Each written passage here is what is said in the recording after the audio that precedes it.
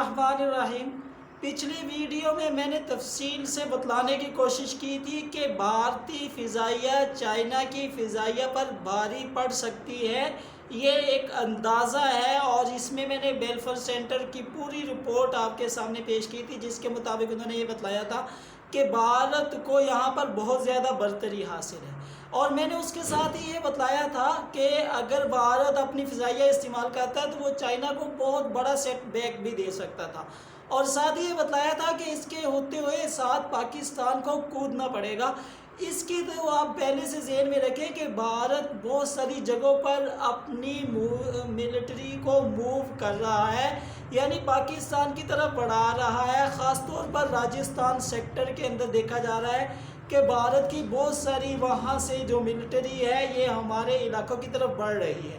اب اگر ایسی صورتحال پیدا ہوتی ہے تو یہ اس کا مقصد یہ ہوگا کہ بھارت، جیسے میں نے بتلایا، وہاں چائنا کو زمینی ایڈوانٹیج تو ہے لیکن فضائی طور پر نہیں ہے، تو ہمیں فضائی طور پر ایڈوانٹیج بھارت پر بہرحال رہا ہے اور امید ہے کہ اب بھی ہوگا۔ لیکن اس کے ساتھ ساتھ بارہا کہہ چکا ہوں کہ بات کرنے میں کوئی حرج نہیں ہوتا کہ اپنے ملک کے بارے میں آدمی بتلائے کہ ہمارے ملک کی یہ کمزوری ہے، تو زمینی جنگ کے بارے میں ہمارے ملک کو واقعتاً بارہا پریشانی ہے کہ بھارت کا جو ہے زمینی، انہوں نے اپنا سسٹم مضبوط بنا لیا ہے۔ چائنا کو بھی مسئلہ یہی ہے کہ وہ سڑکیں بنانا چاہتا ہے چائنا کے ساتھ تک، تاکہ چائنا پر بھی ایسے ہی حملہ کر سکے جیسے اس نے سڑکیں پاکستان کے ساتھ تک بنا دی ہیں کہ ان کی فوج کو حرکت کرنے میں کوئی مشکل نہ ہو۔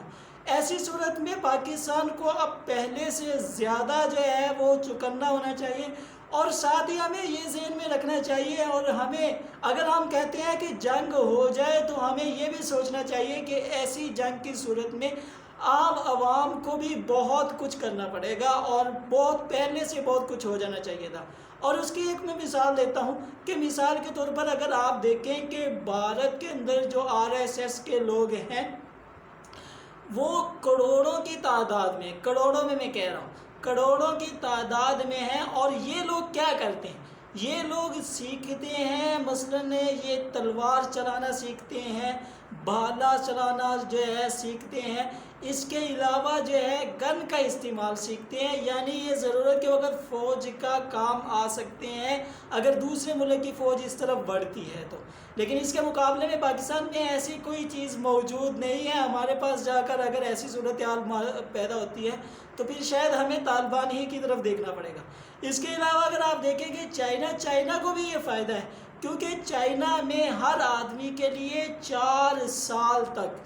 ہر آدمی کے لیے 4 سال تک لازمی فوجی سروس ہے، یعنی وہ 4 سال ضرور بھی ضرور فوج میں جائے گا۔ یہ چیز بھی ہمارے ہاں نہیں ہے، تو اگر کسی ایسی جنگ کا سامنا ہوتا ہے جس کی طرف ہمیں توجہ کرنی چاہیے تو اس کے اندر پھر یہ ضروری ہے کہ ہم یہ چیزیں سیکھ لیں، ہمیں پتہ ہو کہ کس طرح سے دشمن کا مقابلہ کیا جا سکتا ہے،